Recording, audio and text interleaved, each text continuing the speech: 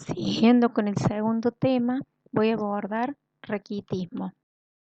El raquitismo es un síndrome que afecta el esqueleto en crecimiento, caracterizado por una disminución de la mineralización de la matriz proteica que se sigue formando, o sea, una falla en los depósitos de sales de calcio y fosfato, hidroxiapatita, lo que los torna blandos y susceptibles de deformarse. En el hueso, que ya ha completado su crecimiento longitudinal en los adultos, puede ocurrir el mismo trastorno denominado osteomalacia, que significa hueso blando. Bueno, dentro de las causas que pueden producir raquitismo, podemos ver fallas de la vitamina D y el calcio, que da una calciopenia, fallas de fosfato, fosfopenia, y fallas del metabolismo ácido-base. Ahora bien, las fallas de la vitamina D y calcio, la más frecuente que se da es la carencia o falta de aporte de vitamina D, que gracias a la prevención, el aporte oportuno que se ha dado de vitamina D en la alimentación y como suplemento, prácticamente esta afección tiende a desaparecer. No obstante, es importante el conocimiento del raquitismo y sobre todo comprender mejor los otros causas que pueden llevar al raquitismo. Aparte del aporte, la falta de aporte de vitamina D, hablamos de una mala absorción intestinal, la enfermedad hepática, las ingestas de drogas anticonvulsivantes, enfermedades renales. Eso en cuanto a la falta de vitamina D y calcio. En cuanto a las fallas de fosfato, hablamos del trastorno de absorción tubular renal de fosfato, como el síndrome de Fanconi, la cistinosis, tirosinosis. Las fallas también en el metabolismo ácido-base, como acidosis tubular renal, la insuficiencia renal crónica, las alteraciones primarias del hueso. Este cuadro trataré de explicar la secuencia etiopatogénica del raquitismo carencial por falta de vitamina D. La vitamina D actúa fundamentalmente a nivel intestinal, produciendo la absorción intestinal de calcio y fósforo. Al haber una falta de vitamina D, la consecuencia va a ser la hipocalcemia. La hipocalcemia lleva a estimular la paratiroides y la paratiroides con ello un hiperparatiroidismo secundario. El hiperparatiroidismo secundario genera a nivel del túbulo renal que se disminuya la reabsorción de fósforo y a nivel óseo un aumento de la movilización de calcio desde el hueso.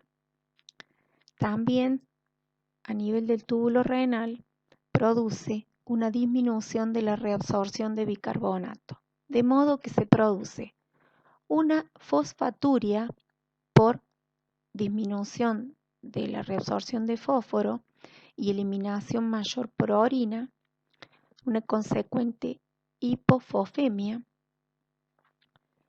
y la hipofosfemia con la hipocalcemia te producen un descenso del producto calcio-fósforo y al disminuir eso produce una falla en la mineralización del hueso. De todos modos, la matriz proteica se sigue formando, lo que significa un aumento del tejido osteoide no calcificado y con ello tejido blando o esqueleto blando. Por eso los huesos se tornan blandos. Por el otro lado, se va a producir a nivel del túbulo renal la bicarbonaturia con una tendencia a la acidosis metabólica.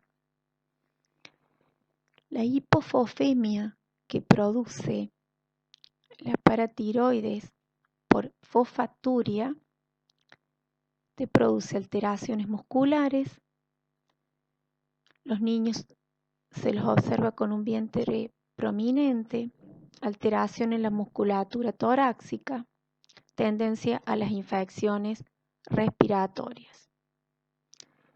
Por el otro lado, la falla en la mineralización ósea te da los huesos blandos, que ya dije recién, con manifestaciones como el cráneo Tabes, las deformaciones del cráneo, que ya las voy a explicar en la clínica del raquitismo, y reacciones en las zonas de crecimiento óseo, rosario costal, engrosamiento de las epífisis, que también los explicaré en la clínica.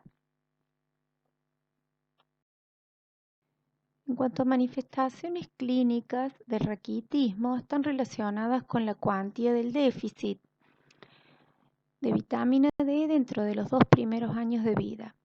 En realidad, la edad más frecuente del raquitismo es entre los 3 y 12 meses de edad.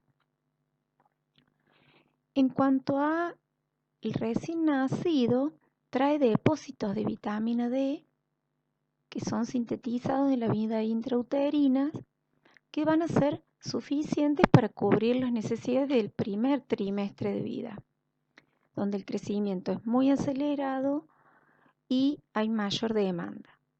Si no se aporta con la alimentación o la síntesis cutánea no es suficiente, va a aparecer como manifestación el raquitismo. En cuanto a las manifestaciones clínicas en sí, tenemos alteraciones generales y alteraciones específicas. Las alteraciones generales, muchas veces la madre consulta por síntomas generales como niños irritables, nerviosos, llorones, que transpiran mucho, sobre todo en la cabeza. Ese es un motivo de consulta muy frecuente.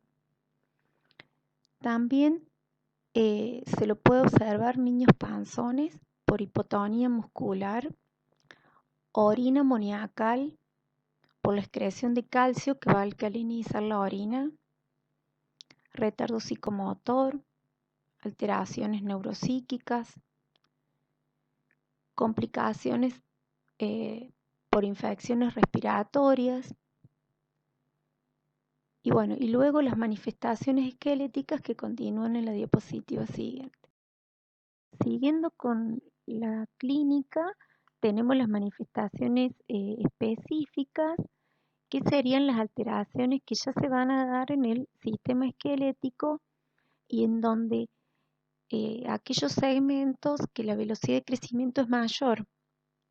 En el cráneo se puede observar un reblandecimiento localizado a nivel parieto-occipital, que es lo que yo nombré anteriormente, que es el cráneo Tabes. Es el primer signo en aparecer, no es patognomónico, se puede dar alrededor de los 6 meses.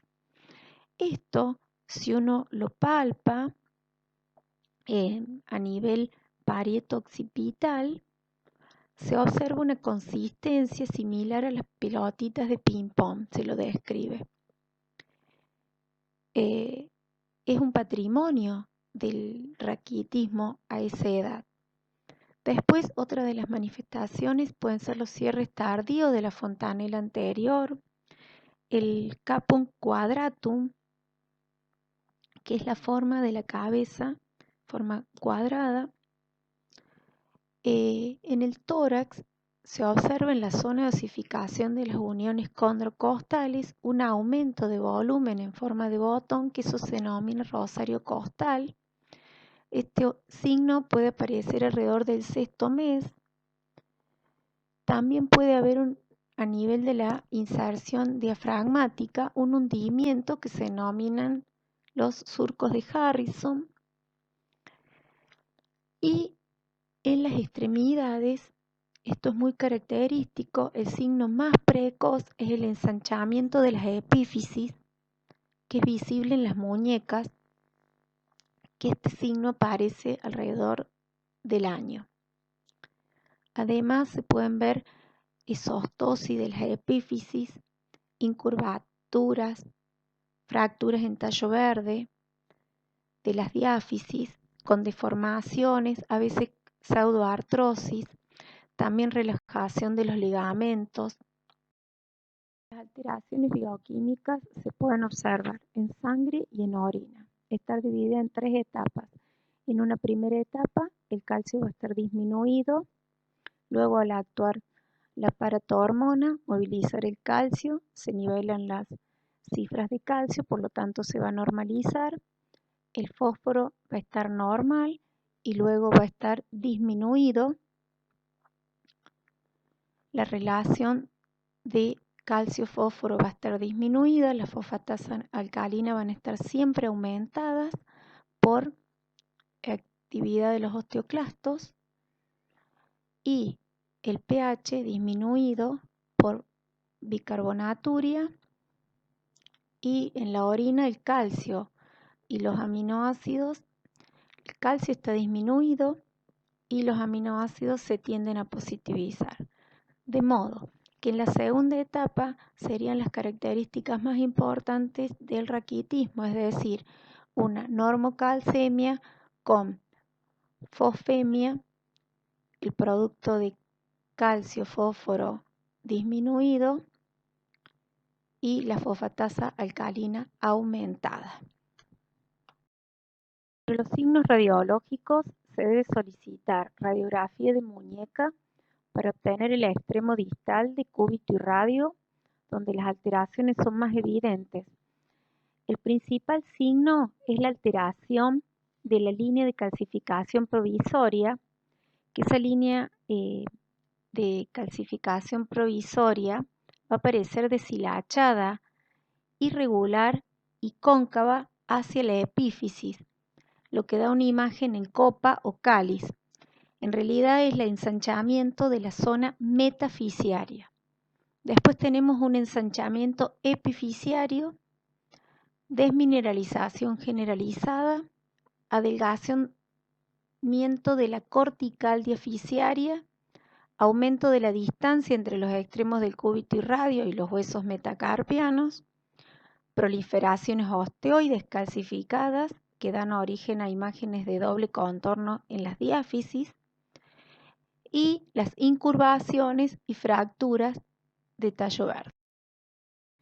El tratamiento puede hacerse con dosis diarias en una sola toma de vitamina D2 o D3 de 2.000 a 4.000 unidades día durante un periodo de 3 a 6 meses. Se deben sumar los aportes adecuados de calcio de acuerdo a la edad y deben aparecer evidencia de laboratorio y radiológica de curación dentro de las 2 semanas de comienzo del tratamiento. Y en cuanto a la profilaxis, es la administración de vitamina D e incorporación de la misma en las fórmulas.